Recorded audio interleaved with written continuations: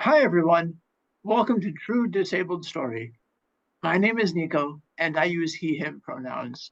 I'm a white man with blonde hair, large blue and brown spectacles, and a pink tie-dye t-shirt underneath a dark green zip-up hoodie. I'm seated against an office wall. Like roughly 25% of Americans and a full 17% of Philadelphians, I'm disabled.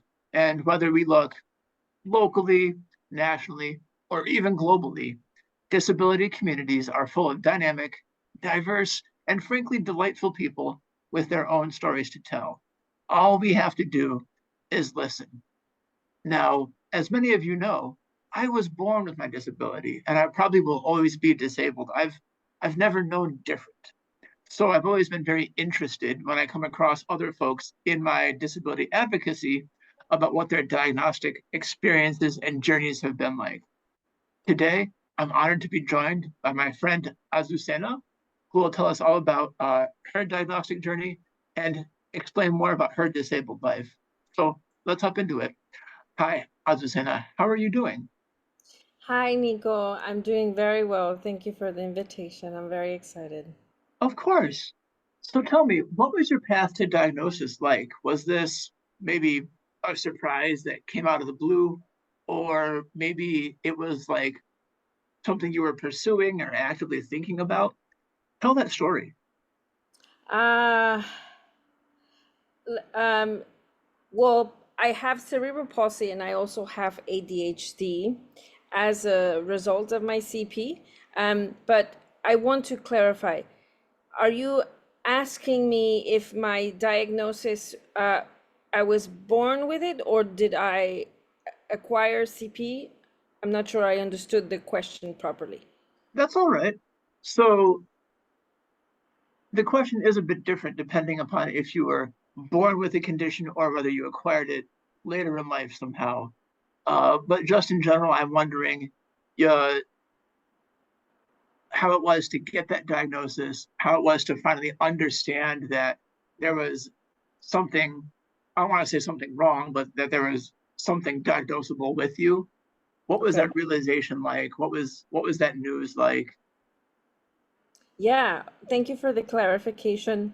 Well, I I went undiagnosed for 2 years. So I was born premature. I was born 6 months and weighed about 2 pounds at the time of my birth. And the next day, I went down to 1 pound. So I guess they put me in a diet, the doctors. Um, and at the time, my parents are immigrants from Mexico, and so they did not speak English, and so it was very challenging for them because the doctors told them after I was put in the NICU for about a month. They said, don't compare your child to anyone else because she will not be like every other kid, and that was it. That's all they told them. Um, so it was very challenging for them because they didn't speak English. And for 2 years, my mom knew that I wasn't meeting the milestones that regular children meet, you know, in terms of fine motor skills and just motor skills in general.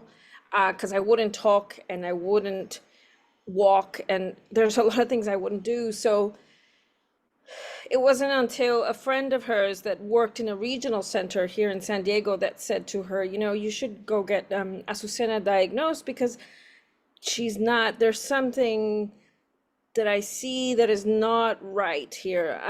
She's not meeting important milestones. And so I went diagnosed to Rady Children's Hospital here in San Diego, and that's where they finally diagnosed me with spastic diplegia due to cerebral palsy. And so that began my journey, and it was extremely challenging because my parents did not speak English. And add to that, my father died soon after I received the diagnosis. So that left my mom with two kids, my brother who had asthma, and then me with a disability. So it was very challenging because we were very low income and the access to resources was very limited. and everything was in English. So she relied on others to help her out. Um, and for me, it was challenging because I learned early on that I was different. That whenever I would walk outside of my house, there were barriers to access, buildings. People would look at me and they would stare at me, and I couldn't quite understand why they would stare at me. But then, because you don't see yourself walking, so for me, I was walking normally. Um, so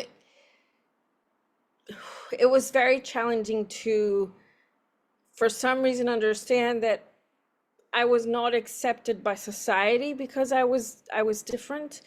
And that internal journey to accept who I was and that fact that I was indeed different was very hard. Because kids would bully me. I didn't have a lot of friends. It was very hard for me to connect with others. So I had a very tough and challenging childhood. I was constantly reminded that my body was not welcomed. So, yes, I hope that answers the question. Just for the people who are hearing the podcast, English is not my first language. I learned English when I was 10. So I am thinking in Spanish and simultaneously translating into English. So that's why it takes me a bit to respond. But yes, Azucena, thank you so much. What you say is really like evocative, and I get a very good mental image of what that childhood must have been like. It really resonates with me, as someone who, also was born disabled and who also had that kind of difficult childhood, having to navigate, being a kid and having all the desires that come with being a kid, and then also needing to have that extra level of medical care and medical attention, which are often like at odds with each other, right? Can make the childhood very difficult. I see yeah. you with that. So I want to give you more of a chance to talk about the impact that these diagnoses had on you. You were born with CP. Later on, you get a ADD diagnosis. Is that right? ADHD, yes. Okay, thank you.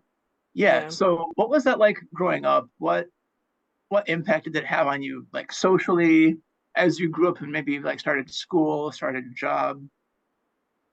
Um, the the CP, it was the well, both are diagnoses. With CP, it was very interesting because uh, I went to school, I went to public schools in San Diego. I was able to go to the University of California, San Diego, UCSD. I got a bachelor's in political science and communication. Um, but I often struggled, even in college, because people would say, "You don't have cerebral palsy. You look normal. Isn't that like Down syndrome?" And I was like, "No, that it has nothing to do with Down syndrome." And so I was constantly fighting to access services because people would classify me as high functioning, and which a term that I hate, right? Um, and I was constantly saying, no, I need the extra time. I need someone to take notes because I have very limited fine motor skills. I struggle with that. Um, so it was very interesting because then also people would say that so much to me in high school and college, that no, you're not disabled, you're fine, you just walk differently. And so I started actually believing, like, oh shit, okay, I guess I'm not disabled, or I'm not disabled enough. And so for a long time I thought my voice was not valid, that my story was not valid, because people's perception of what disability should look like is very limited. It's, oh, someone in a wheelchair or someone, And so I I struggled a lot to access services, even in the regional center, which are centers here in California that are meant to help people with disabilities. Um, my regional center coordinator, I've had several throughout these 34 years that I've been a client. They were like, really, you need that? It doesn't seem like you need that, you know? Uh, so that was very angering. Um, so I feel like I've constantly had to prove my disability to others because I don't look disabled enough for them, you know? And I I hate that. You know, at some point I think like, do you need me to take off my pants and show you my 18 surgeries? Um, do you need me to tell you how much I struggle to cut fruits and vegetables? Do you need me to tell you, or do you want me to show you how much I struggle my pain medication cabinet? Or do you have any idea that I struggle with chronic leg pain and spasms and even chronic fatigue? And so it still continues to be a challenge to this day.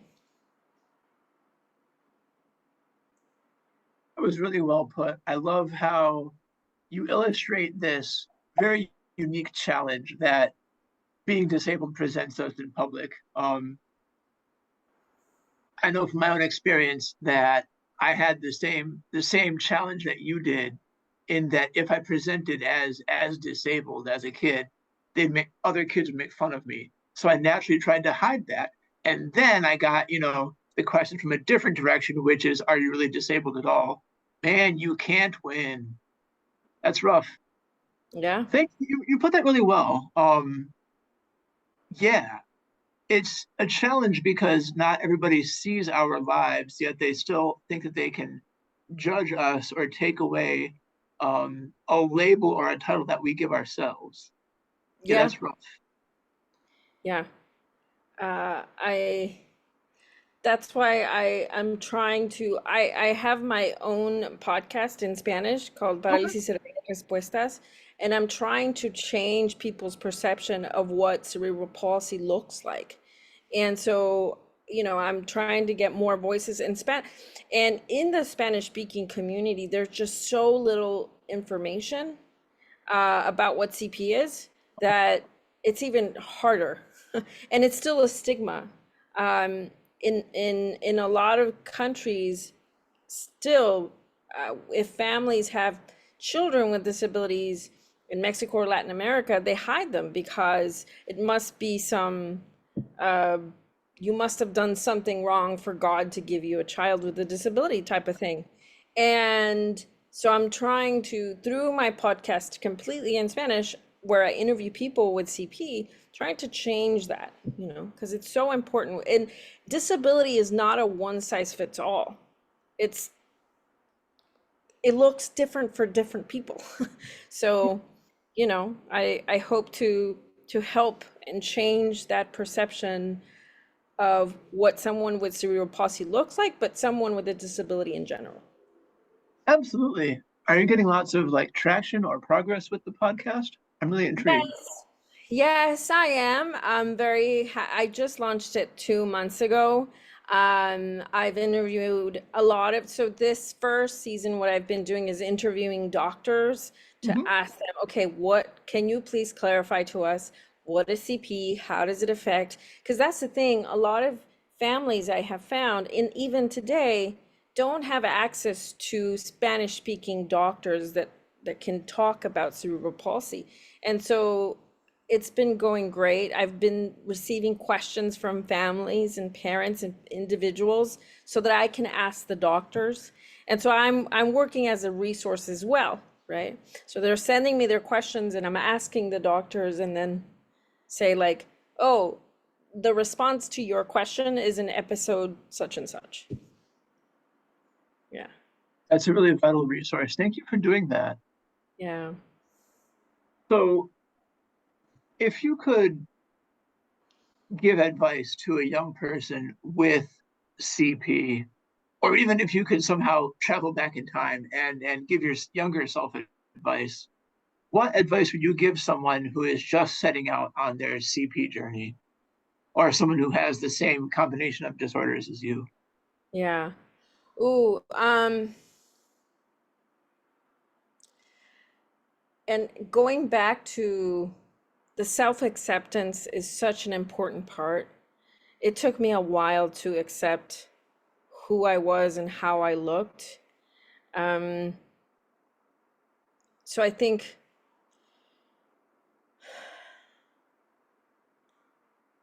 I don't I don't know. I would definitely say that we're all unique and we're all beautiful and we all have something to offer. So no matter what society tells you, uh, you you have something to give. I realized that I've done a lot of advocacy work myself and on behalf of people with disabilities, and I understand that my story is just one story of many people with disabilities, and that's why I'm so grateful that you're doing this in your podcast. Thank you so much. um, Disability is a mirror that no one wants to see themselves in, I realized. But the reality is our bodies are changeable.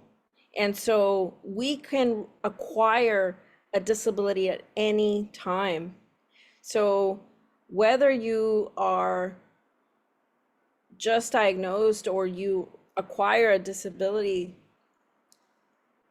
know that you are of value to society, because what makes us different in this world are not our disabilities, our abilities or disabilities. What makes us different in this world are our opinions, our beliefs, our hearts. So every single person has something to offer and something to give, whether that is through drawing and painting, verbally, or music.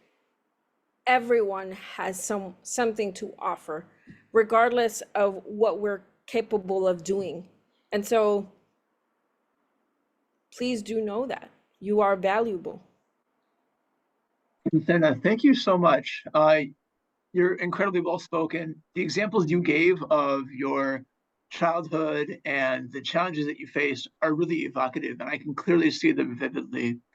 As we close our time together, I want to give you a chance that I give all my interviewees, regardless of project. Oh, what cool things do you have in the pipeline? What cool things have you done lately? Like, if you're open to connecting, as you say, where can people find you online? This is your chance to really get up on your soapbox, promote yourself, be your own cheerleader, brag if you want to. So please, let me have it. Thank you, Nico. Thank you so much. Well, first of all, I already said it, but thank you for doing this. I'm grateful to the universe that it crossed our paths through LinkedIn. I really appreciate it. And what am I doing? Well, you can, if people want to know more about me, they can find I have my personal website, which is www.azucenagarcia.com, which I will share with you. So if anyone's interested, you can maybe share it in the show notes. Or but my podcast, which I'm very proud of, it's completely in Spanish. It's called Parálisis Cerebral Respuestas, and every week I interview top specialists in the field of cerebral palsy. But the next season, I'm already finishing my first season. The next season, I'm going to interview. I already have recorded some interviews, and people with cerebral palsy, all of them with varying degrees of CP. All of them are doing amazing things. Some of them are actors, they put theater screenplays, painters. So, stories that you don't normally hear. I'm so proud. So, Parálisis Cerebral Respuestas, I have a YouTube channel and you can find it there, and also on Spotify and Apple. I also work for the ARC of California, so I do a lot of advocacy work with them. I just emceed a rally for yeah, to support the rights of people with disabilities. And so I'm so proud of that as well. I think there was over 400 people that turned up, and I'm so, so happy. But yeah, I think that's what I'm doing right now. My podcast is one of my biggest projects. I do also do some painting, and I write poetry. But yeah, so I love to express myself through different creative venues.